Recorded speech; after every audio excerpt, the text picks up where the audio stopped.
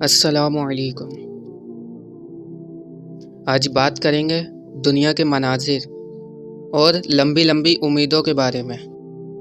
سب سے پہلے آپ دنیا کے مناظر دیکھیں۔ آج دنیا کا ماحول آپ کے سامنے ہے، کیسے لوگ مر رہے ہیں۔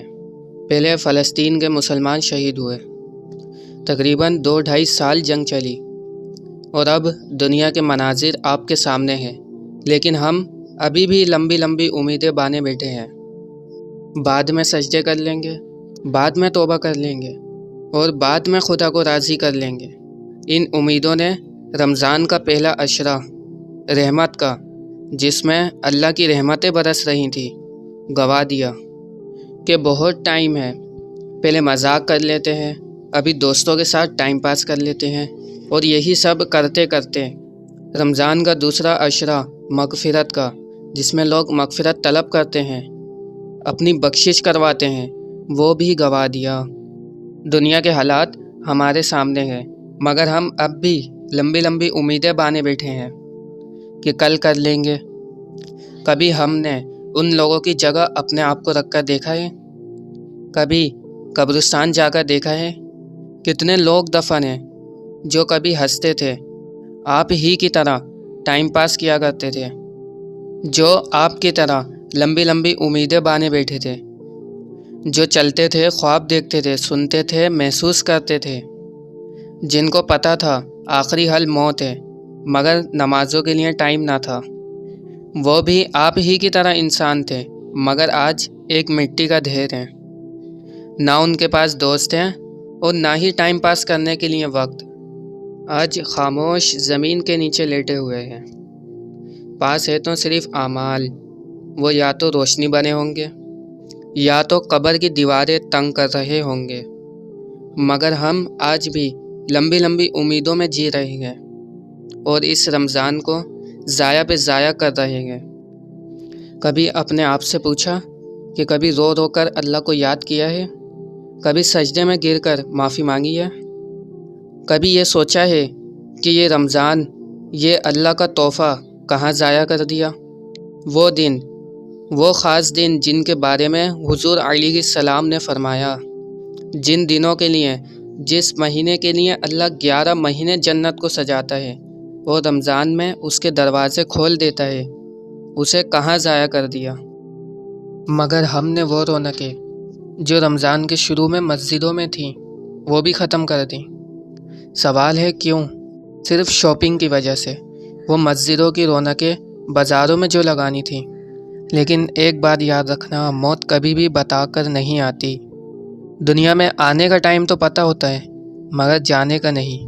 ہم سمجھتے ہیں وقت ہے، مگر موت آ جاتی ہے۔ بچے، بوڑھے، جوان کیسے شہید ہوئے آپ کے سامنے، اور کیسے ہو رہے ہیں۔ کیا انہوں نے اس عید کی نہیں سوچی تھی؟ کیا انہوں نے عید کی شاپنگ نہیں کی تھی؟ کیا وہ عید کی تیاری نہیں کر رہے تھے؟ مگر کیا ہے ان کے پاس؟ آج وہ خود نہیں ہے اس دنیا میں، مگر ہم شاپنگ پہ لگے ہوئے ہیں، اپنے آپ کو سجانے میں لگے ہوئے ہیں۔ اس کے چکر میں تراویحیں چھوڑ دیں، مسجدیں خالی کر دیں، صرف اپنے آپ کو سجانے کے لیے۔ اپنے اوپر تو پیسہ لگایا اور لگا رہے ہیں، مگر زکوٰۃ نہ دی، نہ ہی فطرہ ادا کیا، بلکہ سارا کا سارا مال اٹھا کر اپنے اوپر لگا دیا۔ جبکہ آقا علیہ السلام کا فرمان ہے، حدیث کا مفہوم ہے، زکوٰۃ مال کا میل ہے، اور یہ جس بھی مال میں ملے گا اسے بھی برباد کر دے گا۔ ہم اپنے آپ پر سے تو میل صاف کرتے ہیں، مگر مال میں سے نہیں، کہ کہیں کم نہ ہو جائے، اور پھر کہتے ہیں جتنا بھی کما لو کم ہے۔ راہ خدا میں مال دینے سے مال کم نہیں ہوتا، بلکہ اور بڑھتا ہے۔ خدارا اپنے مال کو وہاں لگائیں جہاں سے آتا ہے، جو دیتا ہے اس کی بارگاہ میں دیں، اور اپنے اس رمضان کو ضائع ہونے سے بچائیں۔ صرف اللہ کی عبادت کریں، اللہ کے آگے سر جھکائیں، اپنے آپ کو صحیح کاموں میں لگائیں جو رمضان میں کرنے والے کام ہیں۔ کبھی سوچا ہے آپ کا کیا بنے گا؟ کیونکہ نہ کوئی دوست، نہ کوئی رشتہ، نہ کوئی بھی کام نہیں آتا، صرف اعمال کام آتے ہیں۔ اپنے آپ کو نیک عمل کے پیچھے لگا دیں، کیونکہ موت کا وقت مقرر نہیں ہوتا، اس وقت صرف افسوس رہ جاتا ہے، مگر وہ ذات سنتی ہے اور آپ کے حق میں بہتر فیصلہ کرتی ہے۔ اگر اسی سے دور ہو گئے تو کچھ نہیں بچے گا۔ اپنے آنے والے رمضان کے ان خاص دنوں کو اور ان سب سے خاص راتوں کو اللہ کی عبادت میں لگائیں۔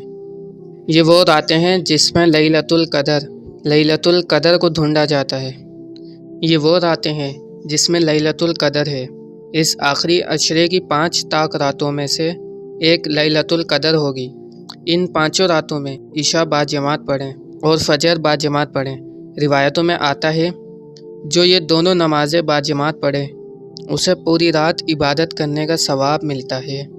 جو کچھ بھی پہلے کیا اس سے توبہ کریں اور آخرت کی تیاری کریں۔